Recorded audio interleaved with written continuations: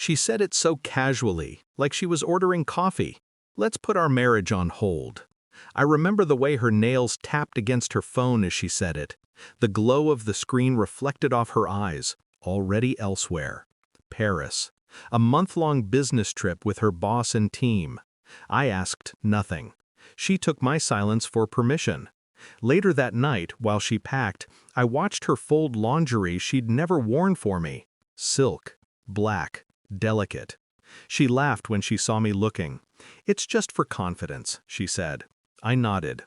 She kissed my cheek before leaving for the airport. Her lips were cold. When the door closed behind her, the house went quiet, too quiet. And I realized that, for the first time in years, I didn't feel sad. I felt curious. It began with small things. A photo on her coworker's Instagram story, a dinner table, champagne glasses, reflections of too many hands. Her boss leaning too close, her smile, too wide, too rehearsed. Then the calls, always late meetings, always poor reception. One night, she forgot to mute the mic. A man's voice, faint, then laughter, then her whisper, "Stop, someone might hear." I ended the call before my pulse could rise. I stared at the screen for a long time. The next day, I stopped wearing my wedding ring. I told no one. She sent me photos from Paris, croissants, museums, her reflection in hotel mirrors, always alone, always pretending to be alone. I replied with a simple, "Looks great, hope you're enjoying it." She replied with hearts, but her eyes in those selfies, they looked guilty in ways words never could. The mind of a betrayed man is not chaos, it's precision. While she was in Paris, I started organizing. Bank records, flight itineraries, company travel logs. I spoke to an old friend in cybersecurity. "Discreetly," I said. Within 2 days, I had her digital map, texts, private group chats, images that didn't make it to her public stories. What I saw wasn't an affair. It was indulgence. A carnival of pleasure disguised as work. Multiple men. Hotel room keys. Shared photos. Drunken jokes that blurred into moans and videos. I watched none of them fully. I didn't need to. A single still frame told me everything. Her eyes closed, head tilted, wedding band absent. I didn't rage. I didn't cry. I just planned. While she was putting our marriage on hold, I was pressing play. I sold the house, transferred joint accounts to a holding trust in my name only, moved everything she'd ever claimed as ours into neat legal boxes labeled mine. By the time she posted her final sunset in Paris photo, my lawyer had already filed. The papers were waiting on the kitchen table, next to her favorite wine. She came home smelling like another world. Perfume, airport, and a trace of something carnal. The kind of scent that doesn't wash off. "Missed you," she said, her voice cracked halfway through. I smiled, slow. "Did you?" She froze. A small flicker in her eyes. Fear or confusion, I couldn't tell. I handed her an envelope. She looked down. "Divorce papers?" she whispered. "No," I said.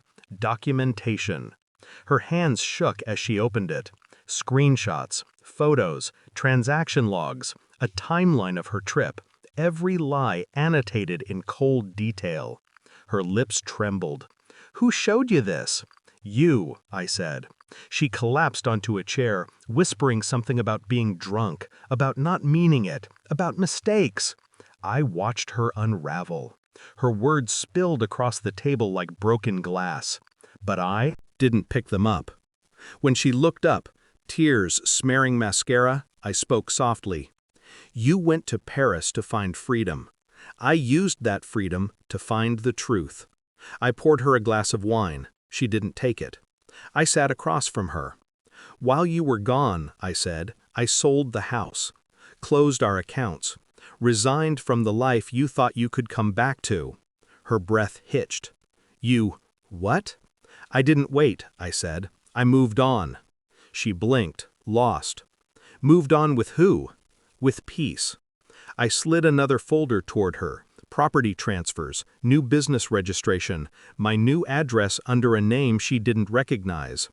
"I'm not the man you left on pause," I said. "I'm the man who pressed play." She tried to reach for me. I stepped back. The ring she'd stopped wearing in Paris caught my eye. She'd put it back on. Too late, too wrong. I looked at it once, then turned away. "Don't call me," I said. "There's nothing left to fix." She followed me to the door, crying now, her voice cracking against the walls that used to echo our laughter. "Please, just talk to me." I paused at the doorway. "I did," I said. "You just weren't listening." Then I left. That night I checked into a hotel overlooking the city. The skyline shimmered like a quiet warning, beauty hiding rot. I poured a drink, turned off my phone, and sat by the window. The silence didn't hurt, it healed. There's a strange peace in knowing exactly when something dies. No shouting, no chaos, just the stillness after truth. People think betrayal destroys you. It doesn't. It carves you clean. I watched the lights below flicker, people chasing their own illusions, and wondered how many were living paused lives, waiting for someone who had already pressed play elsewhere. I finished my drink, closed my eyes, and smiled. Because for the first time in years, the only person left in my story was me. Final line: she thought she could pause me, but I was never waiting. I was rewinding, recording, and writing her out of the frame.